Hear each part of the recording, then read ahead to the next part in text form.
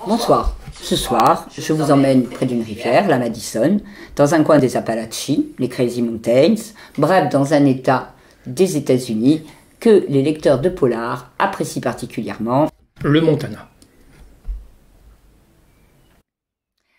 Bienvenue donc dans le Montana, avec le nouveau roman de Keith McCafferty, Le baiser des Crazy Mountains, paru comme les précédents aux éditions Gallmeister, et le traducteur est Marc Boulet. Et dans ce roman, des personnages qu'on a plaisir à retrouver. Et oui, c'est ce qu'on appelle les personnages récurrents. Alors il y a d'abord là, le shérif, Martha Ettinger. Oh, c'est bien une femme, hein? Oui. Et puis il y a son ami, Sean Stranahan. Sean, c'est un pêcheur à la mouche professionnel, peintre aussi, détective aussi. Je ne sais pas quelle activité il met en premier. C'est deux beaux êtres humains, comme on aime à les retrouver aussi bien dans la réalité que dans la fiction. Empathique, grande gueule, bourru parfois, souvent, mais surtout d'une bienveillance sans faille pour les plus démunis, les plus faibles. Sur la couverture du roman, un corbeau, un bonnet de Père Noël, un chalet. C'est un peu étrange tout ça. Oui, mais le lecteur va vite décrypter cette couverture. Au début, donc, un écrivain un peu raté, Gallagher, s'installe dans un chalet, vous avez donc le chalet, et en voulant allumer le feu, il découvre malheureusement dans la cheminée le corps d'une jeune fille qui a bouché cette cheminée. Et il y trouve aussi un morceau de tissu rouge qui fut un bonnet de Père Noël. Coincée dans la cheminée, la jeune fille, est-ce que la mort est accidentelle? C'est bien ce que veut découvrir Martha et toute son équipe, qui ont déjà beaucoup de mal à extirper le corps de la cheminée. Cette pauvre fille semble être restée bloquée et serait morte sans pouvoir se dégager. C'est assez horrible. Très vite, on sait que le cadavre est celui de Cindy Huntington, une jeune fille pleine de promesses. Elle a été élevée dans un ranch. C'était une star du rodéo. Cinderella de son prénom. Oui, voilà. C'est comme ça que sa mère l'appelle. Voilà, sa mère l'avait appelée Cinderella. Et elle avait disparu depuis quelques mois, en compagnie d'un jeune homme qui travaillait au ranch, London Anchor, qui est évidemment porté disparu depuis le même jour. Une enquête donc chez les garçons vachés, les cow-boys. Bah oui, mais ceux du XXIe siècle, bien évidemment. On est bien loin des clichés, mais on est quand même au fin fond des États-Unis. Cette Amérique où, je cite l'auteur, les bannis de la terre se battent entre eux, tandis que les riches s'en mettent plein les fouilles. Un pays sauvage, macho, imaginez le monde du rodéo.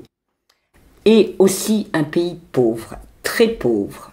Je recite Keith McCafferty, le Montana est un pays où beaucoup d'hommes ne possèdent plus que 3 doigts. Ils les ont perdus au travail, en général, les rancheros, les paysans. Mais Cindy, en tant que star du rodéo, elle faisait plutôt partie des nantis. Elle. Oui, sa famille est une des plus riches de la région, mais ça ne protège pas de la violence, ça ne protège pas de la prédation. Et au fur et à mesure que Martha et son ami Sean, enfin, c'est plus tout à fait son ami, ils se sont bien engueulés, mais ils continuent à travailler ensemble en tout cas, tandis que les deux enquêteurs tentent de comprendre l'histoire des deux jeunes gens, le lecteur ressent qu'ils ont vécu des choses terribles. Un roman vraiment noir donc. Je dirais pas ça. Keith McCafferty réussit tout à la fois un roman d'aventure, un roman noir et un western. On sait à quel point d'ailleurs les deux derniers genres sont liés. On s'attache à tous les personnages. Martha évidemment, la shérif irascible et solitaire, Sean, le passionné. Et puis il y a tous les témoins, j'en évoquerai un, Loretta, la mère de Cindy, tout à la fois murée dans son chagrin, mais dure comme le granit.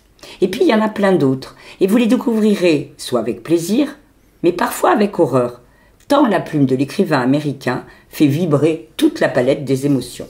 Mais comme souvent dans les romans de Keith McCafferty, c'est un roman drôle aussi. Et oui, des scènes drôles, décalées, une autodérision constante du personnage principal.